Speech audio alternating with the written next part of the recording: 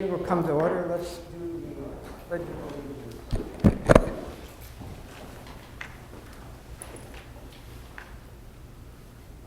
Allegiance to the flag of the United States of America and to the republic for which it stands, one nation, under God, indivisible, with liberty and justice for all. Next, we have the roll call. Yes, Commissioner Purvis. Vice Chair Cowan. Here. Commissioner Span. Here. Commissioner Correll. Commissioner Hanlon. Present.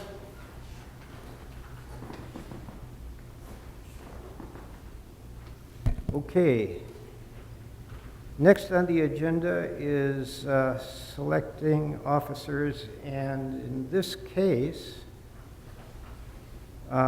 there were two candidates last time that were tied for chair, one of which was yours truly, and I hereby withdraw my name from my nomination and concede to Commissioner Spahn. So unless there's objections or comments to the contrary, then I will turn the meeting over to Commissioner Spahn, who would be our new chair, and I will remain in my present position as vice chair here on the council. And on that note, would it be all right if we take a formal vote on that particular action? If we have a motion to appoint Mr. Span? I motion to appoint Mr. Span, chair. I second. Commissioner Cowan? All in favor? Aye. Motion approved. Motion approved 5-0. Thank you. Thank you, Commissioner Cowan.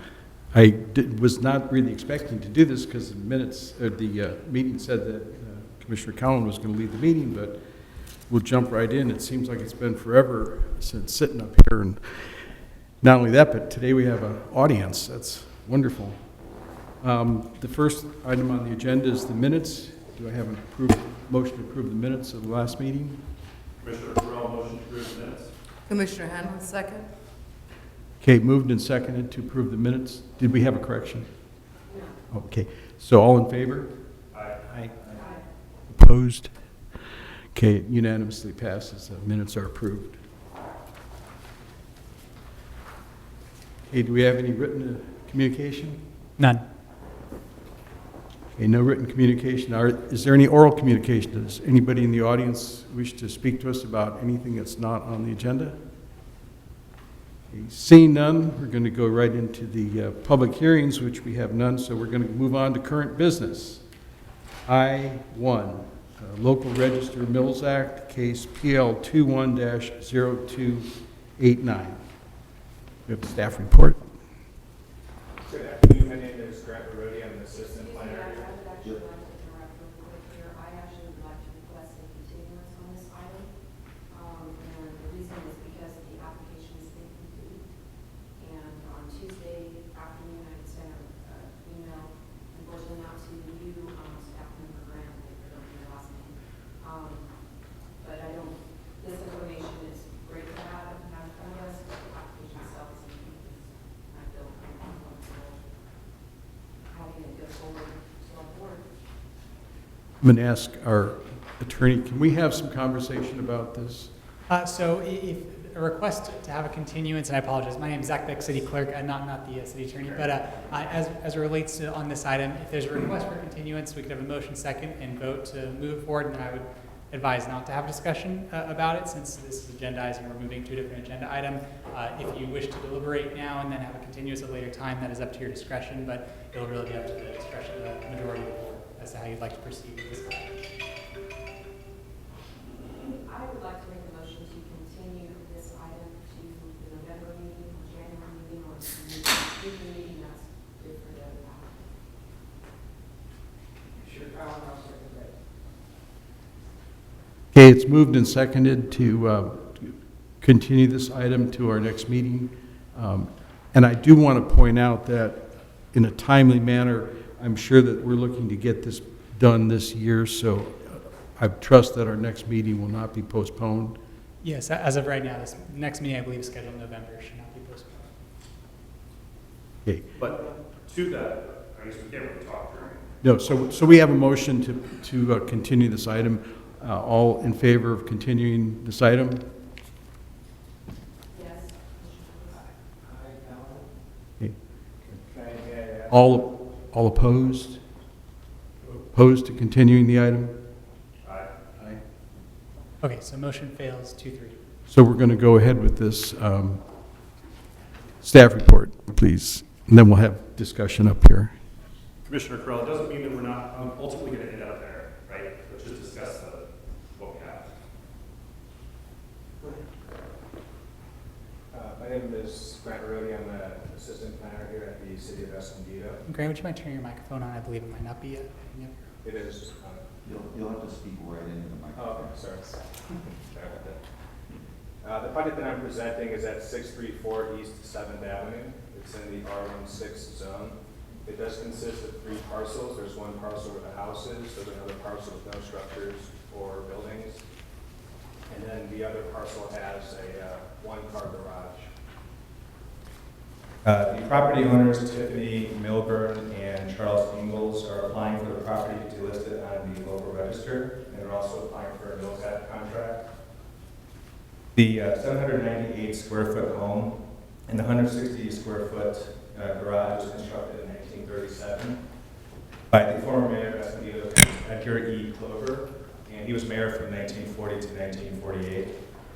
The property remained in the family's possession until 1967, and the current property owners bought this property in 2020. The lot meets 2 of the criteria for listing on the local register, which is the age of the property is older than 50 years old, and also the historically important person who owned the property, which is Edgar E. Clover, former mayor of Escondido.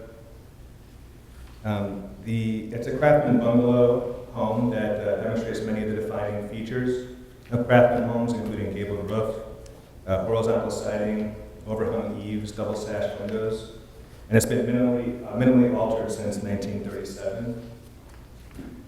There's a list of improvements that's in the packet that we gave to you, and they include upgrading unsafe and inefficient back door. There's a certificate of appropriateness application currently that we're processing on there. There's a panel upgrade with new wiring. They offer to restore and repair broken, rotting, as well as double pane glass. The landscaping to prevent erosion, to repair siding on the east exterior. We replaced one of the few remaining cast iron drain pipes, to replace the window screens, to repaint the exterior of the home, to paint the fencing in the front yard, and then some tree trimming on all sides, so as to preserve the home. The plan division does recommend approval of the Mills Act application as well as the placement of the property in the local register. And I open the floor if you have any questions. Hey, does anybody have any questions of staff? I just have one. I'm sure it's where it says replace the windows, that we're looking at wooden windows that work. Yes, the property owners own that they're going to replace the windows for this period appropriate materials.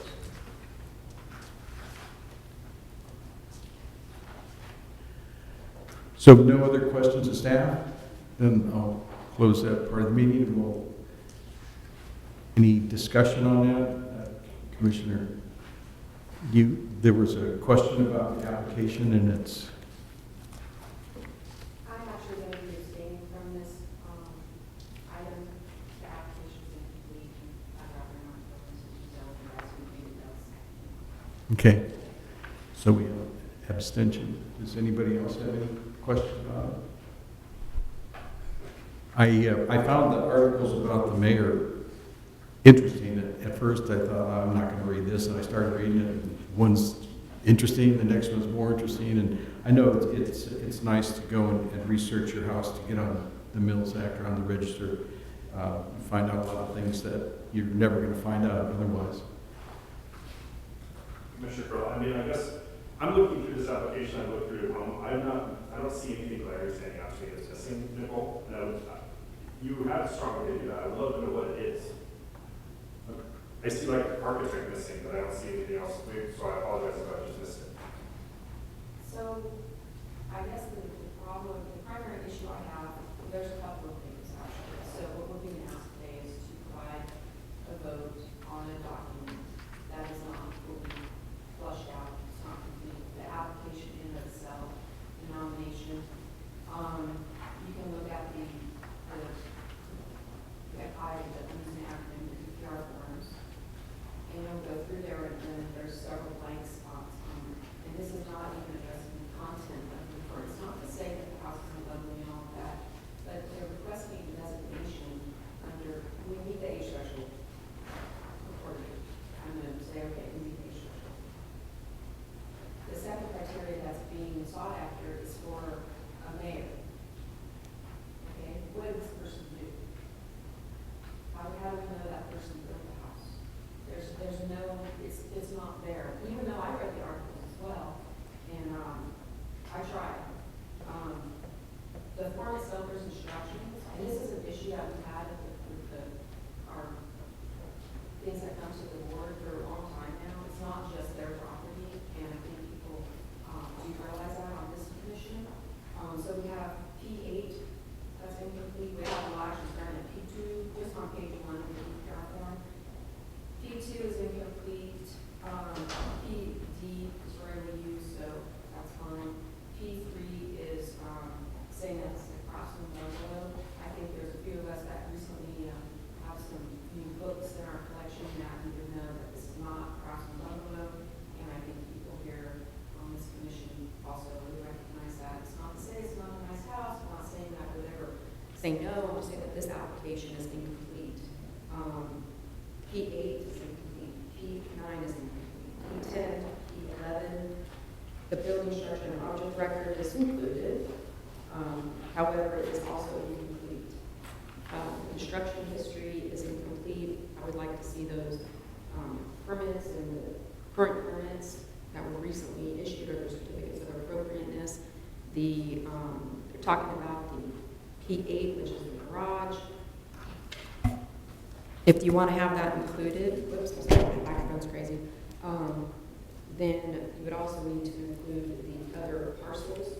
Let's see, P10, which is also a very important part, period of significance is not identified, the applicable criteria is not identified, the discussion, it says discuss the importance of historical and architectural context defined by time, period, and geographic area.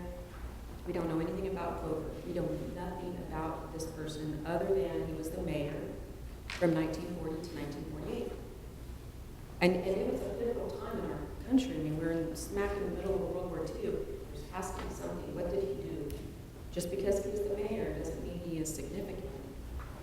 And that's the criteria that's being applied here. It's not for architecture. It's for this person. And so why? Where was this person born? Why is he important? Why should that house be designated for him? And again, I think the house is fantastic. It looks great. I appreciate the handouts. This is really helpful. That should be included in the packets each and every time. P11 is incomplete. P12, I'm sure there's references. I would like to think someone did some research.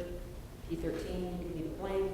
P14 is the evaluator. Who evaluated it? Date of evaluation, what was done? The parcels, I'm confused. Is it all 3 parcels that are requesting designation? And then this is a question to grant staff member. In your analysis, it actually says that they're seeking, or that it's eligible to the survey. That's the first thing. And that it's eligible for local register listing as well as the Mills Act contract. And don't forget, the Mills Act contract is an incentive for designated property. So we would first be designating and then adjusting the Mills Act. So your analysis is that it's been determined appropriate for the local survey, but on your request, you don't say anything about it being included in that. Maybe we make a motion to include it on the local survey based on this minimal reconnaissance level review, and then maybe in November they come forward and we can designate it. They do more research, they flush it out, and then we can designate on the local register and get that mills act contract reviewed. So I don't know if I answered your question.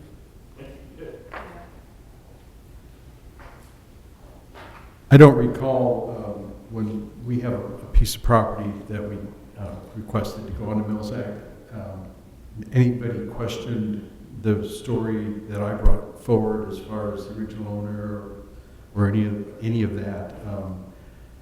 I have no reason to doubt. I do have a question of staff. Obviously, you're recommending approval. Do you feel like there's something missing in this application, or?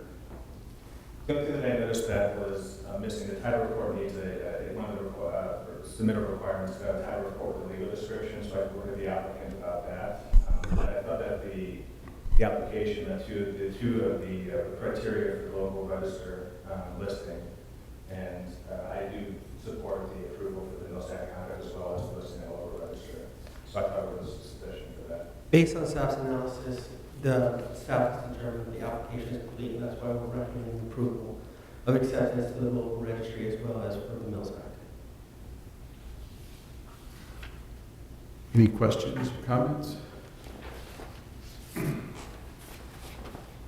guess to Nicole's point, I completely agree with missing information. I don't think that the minutia of where this gentleman was born and what he got for breakfast matters as much, because he is an important person in the history of Escondido.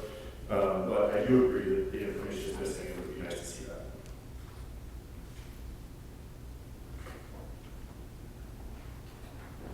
Commissioner Hamlin, yeah, I agree with those statements. I'd like to see them as well. So what would your opinion be then, to go ahead and continue this, or do you want? I think the call is a good point. Well, then we will need a motion. Why don't you? And I'll approve it this time. So I guess do you guys want to continue it, or do you want to vote on whether or not you think it should be included in the survey? There's a couple things going on. I don't know if the staff was actually requesting that. On the first header of the page, it doesn't say that, but in the context of on page 2, it does. So I think staff to clarify. So in terms of what is provided, what the request is before the commission this evening is for acceptance onto the local registry in terms of references to the survey. Just discussing that there was a review and a survey done on the property to determine whether or not it would meet the criteria to meet the local listing requirements as set forth within our zoning code. So that's what the survey note is discussing. But the request again is for acceptance onto the local registry list, and then subsequently, if that were approved, to enter into a Mills Act contract for preservation. Thank you. I would like to make a motion to continue this item to the next convenient meeting. Commissioner Cowan, I second the motion. Okay, all motion and seconded. All in favor of continuing this to our next meeting? Motion approved 5-0. Ms. Curtis, could you, I apologize, our voting system on the dice isn't working currently, so that's. I think that's 5 yes vote. Thank you so much. Okay, current business, I-2, design review, case number SUD 20-0006 and PHG 20-0034. Yes. Good afternoon. I'm Jay Wall, senior planner. It's been a while since I've been able to present to the commission, and it's good to see you all again. The item on today's agenda is a design review item to look at a commemorative adobe bench and plaque. This is for the Arlington Residential Condominium Project. It's a 62-unit development that was approved by the Planning Commission several months ago, and they are going through the plan check process. One of the conditions for the project was to come up with some type of commemorative program to commemorate not necessarily the buildings on the site, but the use of the site by George Paxton, who was a prominent adobe builder, more known for the Hacienda de Vega and Longview Acres subdivision, and his use of the adobe company, sales company that manufactured blocks and did a lot of adobe construction around the San Diego area. Let me go to this here. This is the site right here. The building in question here is at 2200 South Escondido Boulevard. This is also the site of Frank's welding shop. And there are some other single-family and other outbuildings on the site. The subject property down below, and this is the building in the area. It's been used over the years, built in approximately 1947, and in use for a variety of uses. First, it was a duplex, and there were other structures on the site that were removed, also used by another Adobe builder on that site for a while, and then for a variety of commercial uses. The project that was approved is a 62-unit condominium development, and it's working here properly. The applicant proposes in this large open space area, they have approximately about 36,000, actually a little bit more than that, but of usable open space. They preserved a large portion of the back that will be used for passive open space for the residents, and some walkways, benches, barbecues, other amenities. And in this area here, they would like to put along the walkway reuse some of the adobe that they were able to salvage. They weren't able to salvage all of it. They had to take it off by hand from the building, which was a veneer on the existing building. It's not an adobe building, and we don't believe that George Paxson actually put the adobe on there. There's no really permits to actually show who did that later on the building. Just a quick view of the project that would be built there. This is the building in question. It's more of a vernacular design. That was the wording used by the historic consultant that looked at it. It had been modified and kind of coupled together with many additions over the years. So the building itself was not historic.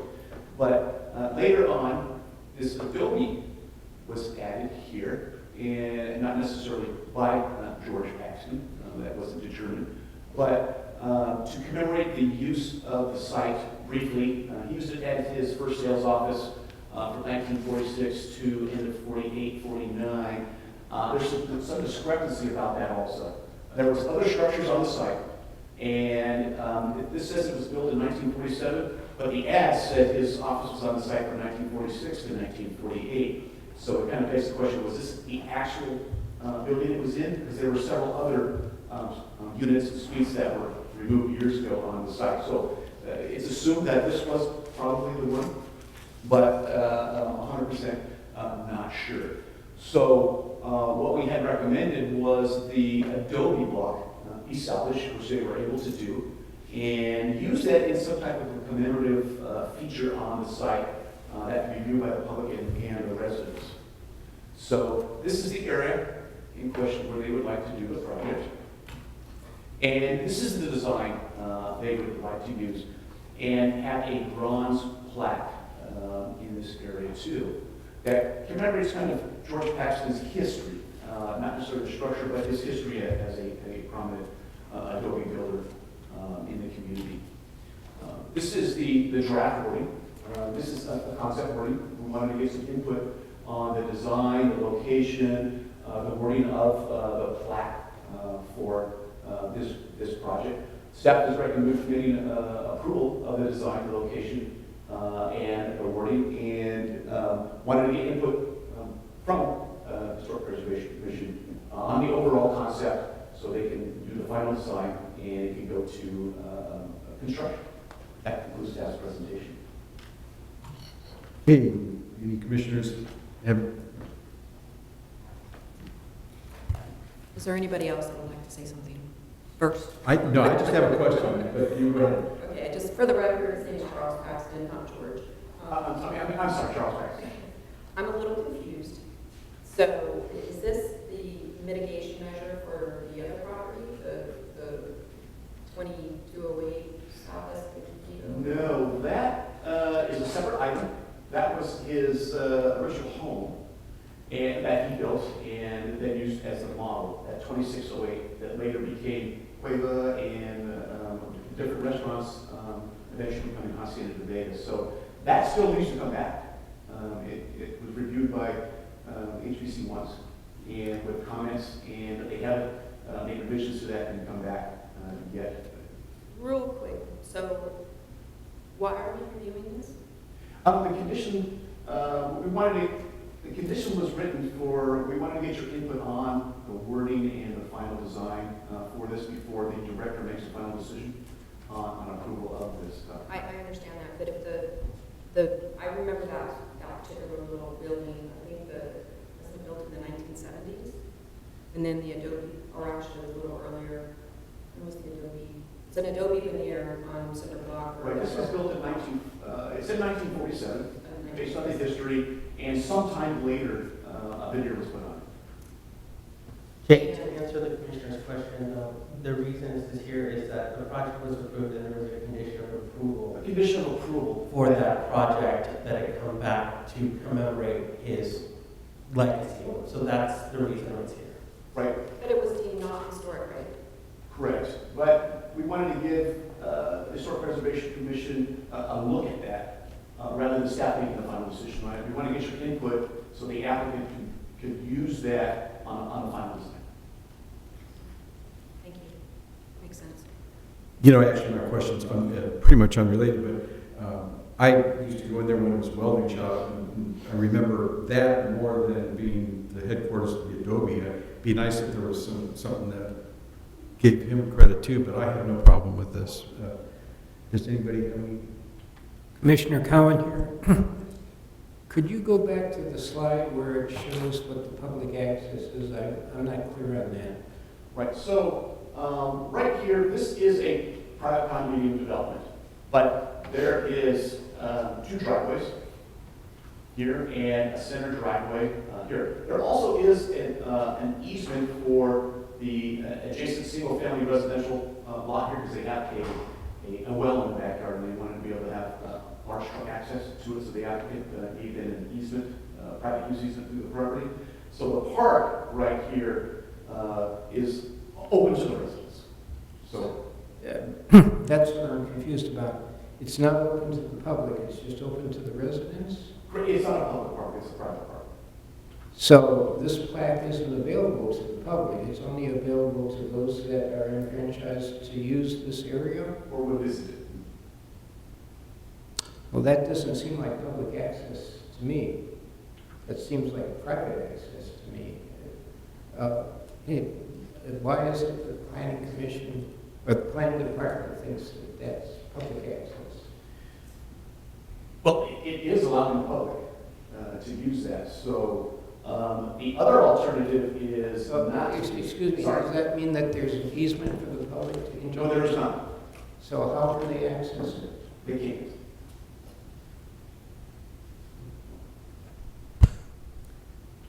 Was the requirement that there be public access? No, it is not. Oh, really? The space is associated with the project's requirement for private open space for the residents. So it's, you know, as Jay said, it's just to commemorate, you know, the site's, you know, history in terms of this gentleman and his path, in terms of his prominence within San Diego County.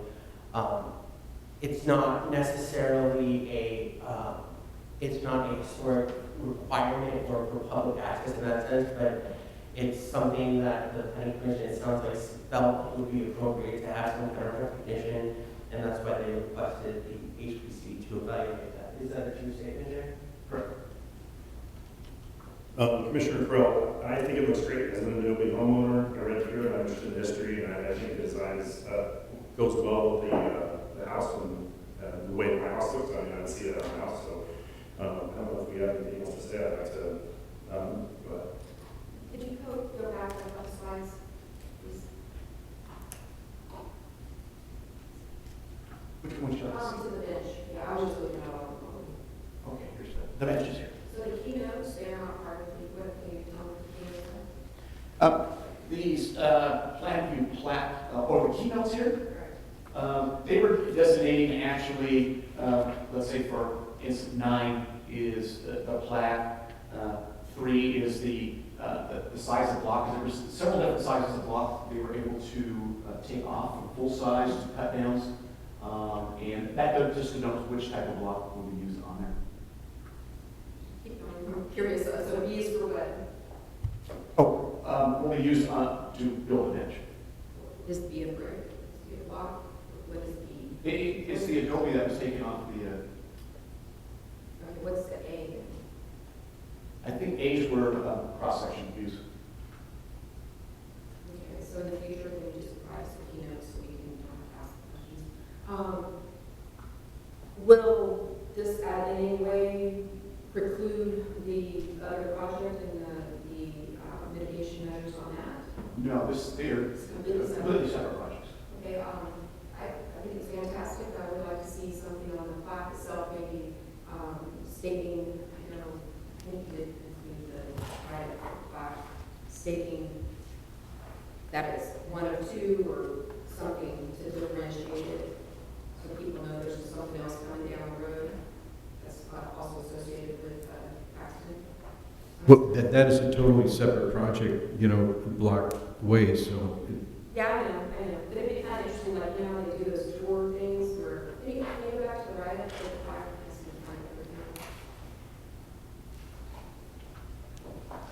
We had several different write-ups. We had very long, we had medium, and this was a little bit more condensed version. I got it.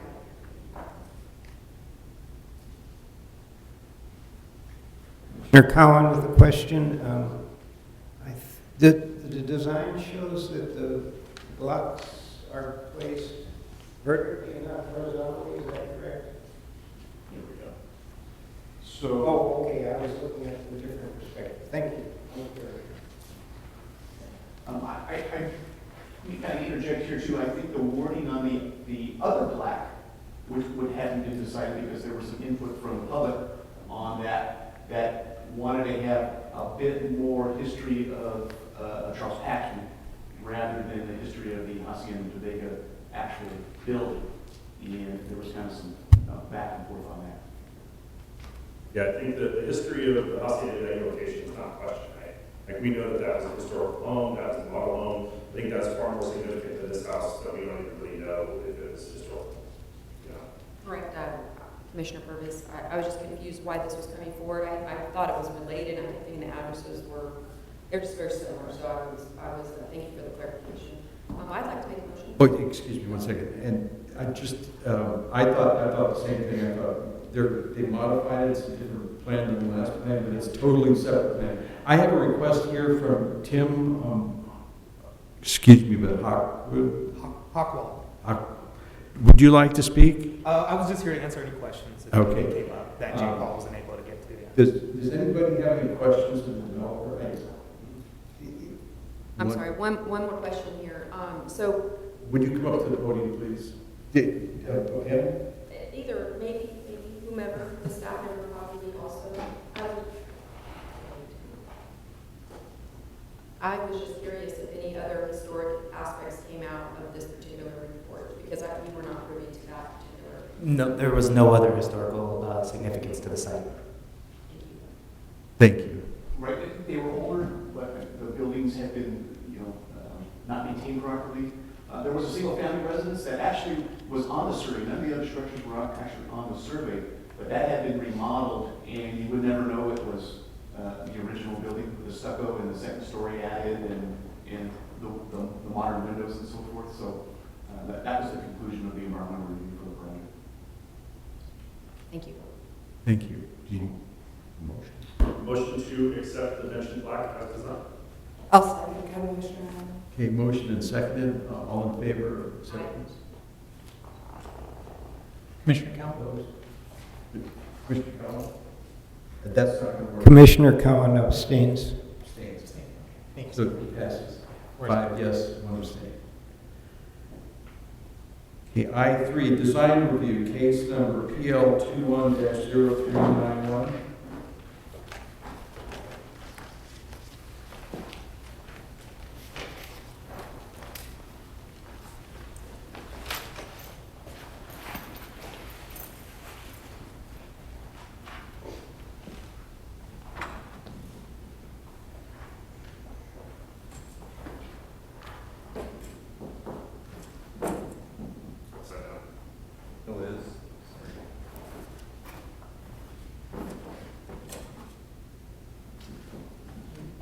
Hey, Commissioners, can you see it from that angle?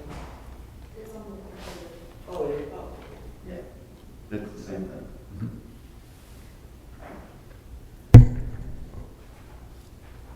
Good afternoon, Commissioners. It's nice to be with you today. What you have before you is something that you may recognize. This house came back in, I think, 2018 and received a Mills Act. It was put on the local register and received a Mills Act. It's a 1910 late colonial revival. And the owners, who are Nathan Hutton and Morgan Elkers, have been maintaining the house. And the house is only 864 square feet, and their growing family has necessitated them to ask for a little more room. They want to increase the dining area by 39 square feet, and then add a bathroom and other area in the house. And you know, every now and then we get an older home owner come to us and say, you know, I live in the historic district, or I have a historic house, and we really need to add on. And so, you know, we get all manner of ideas. Some people want to put a second story on their house, or they want to put something on the front of the house that's clearly visible from the street and hides character-defining features of the house by virtue of being in the front. And so they came to us with a proposal to do their additions that are mostly on the rear of the house and on two old additions on the back, and not affecting the original house itself. So we were, as staff, pleased with that. You have in your packet photos, and I want to turn your attention to, let me flip there. So there is a couple of drawings, there's some elevations, and also a site plan, and I'd like to turn your attention to the site plan.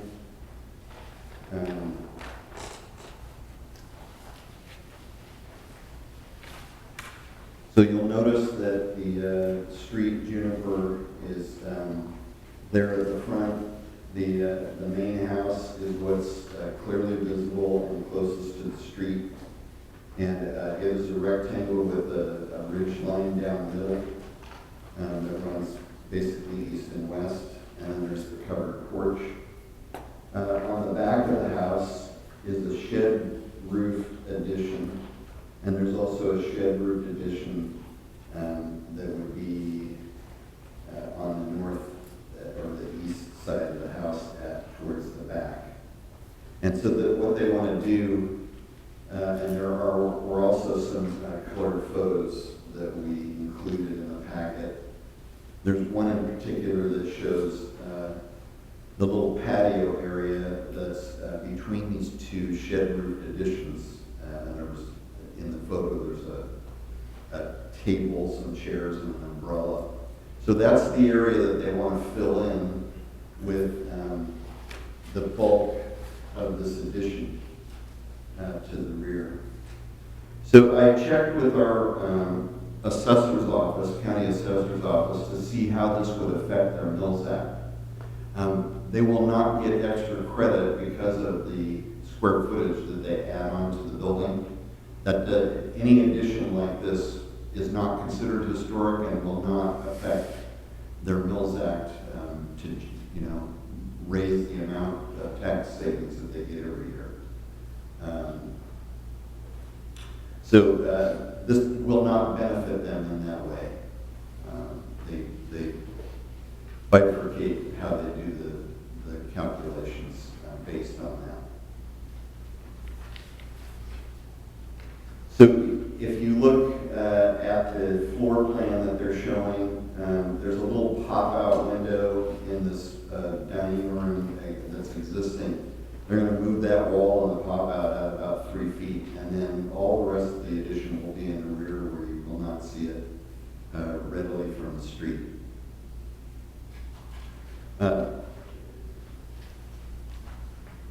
The couple that own the house have detailed the reasons why they want to do the addition, and I won't spend time to go into that because you've probably already read it. They are proposing on this addition to match the siding in the main house. They also have stated that they will replace the aluminum windows that are in those two shed roof additions with double hung windows that will be period appropriate and match the wood frame double hung windows in the rest of the house. And they will also be painting it with period appropriate colors. One of the things that they are proposing is on the addition itself to do metal roofing. Now that is not the type of roof that is on the main house, and so that would be a question of design review for the Historic Preservation Commission to consider. But we are recommending approval as staff. And the applicant is here if you have any questions. Okay, do any of the commissioners have questions of staff? Yeah, about this metal roof, why are we choosing the metal roof instead of just keeping it consistent? Should I go just from here? No, So- would you please approach the podium and state your name for the record? And they're recording this, so. I'm Morgan Okers, and I'm the homeowner. So with the pitch of roof that is on that shed style addition, basically you are limited to the types of roofing you can use because water runoff, and it's pretty much just that rolled roofing, which isn't really historical either. And you do see in different parts of the country, you do see a lot of that metal roofing on historical homes, and it would be allowed for that roof pitch. And we think it's more attractive than, if we could do the shingles, we would do that. But you can't, if you're limited to either the rolled roofing, which is what's on there now, but that roof is sagging and has like a load of issues in that dining room, so we're gonna tear off the roof anyways, redo that roof, and that's why we wanna expand the room as it is and then attach next to it. Does it make sense? Anything else? Any other questions? Paul, could you please turn it to the plans where they're gonna add the drawings? Yeah, I don't have that electronically. You have it in front of you. You should have a copy of the packet that you received in the mail. I didn't receive mine in the mail, that's all I have.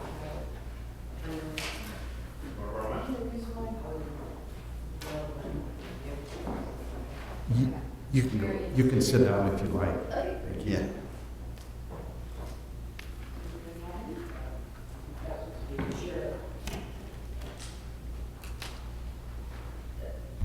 So Commissioner Purvis, so the addition is on the, I'm sorry, is it the south elevation? Just want to clarify? Yes. The south elevation pop out, and that pop out was, I believe, built in 1980. We actually saw this house come to us in 2018. So that particular pop out is from 1980. And so what is being proposed based on this is an extra on that south elevation of the 1980s edition and then back. Correct. Yeah, it basically fills in that area, but you're right, where the pop out is, they're adding 3 feet onto it. And that pop out would also have the new proposed aluminum roll roofing. Yeah, the whole shed roof would have, if it, and what? Yes. Sorry. Yeah, so the pop-out, I guess it's hard to tell in the pictures, but it's continuous with the rest of the roof. It's kind of funny how they did that pop-out, but we're proposing, because we didn't know if that had historical significance to you guys, we decided to just keep it as it is, but move it out 3 feet, because the room's kind of small and the roof has to be torn off anyways. And then the roof would be replaced with the aluminum roof. Yeah, that's what it is right now, it's just the whole roofing, yeah. Thank you. Yeah, I can see that there's not enough pitch on that and the roll roof.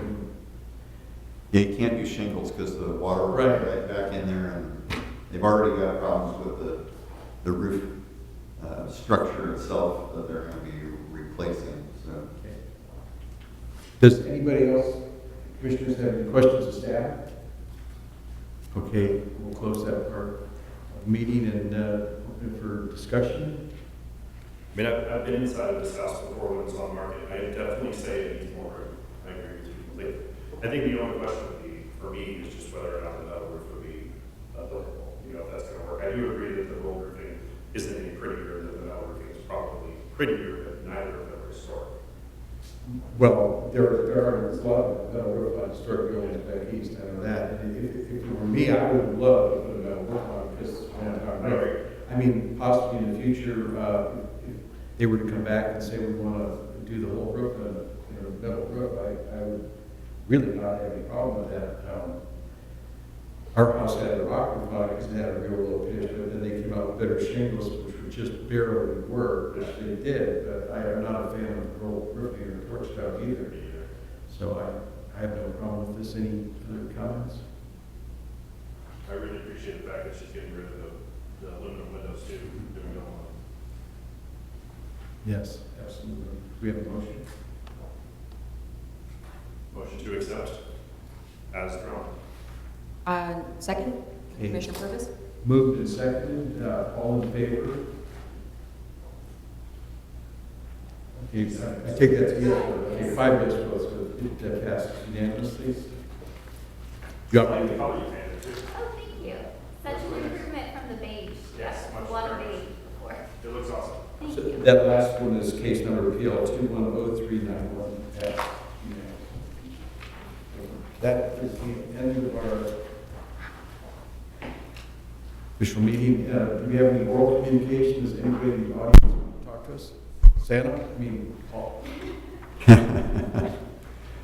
So this is a little bittersweet for me because my last day here at the city will be October 4th. Oh, man. And after 21 and a quarter years, I'm retiring. And my wife is retiring the same month of October.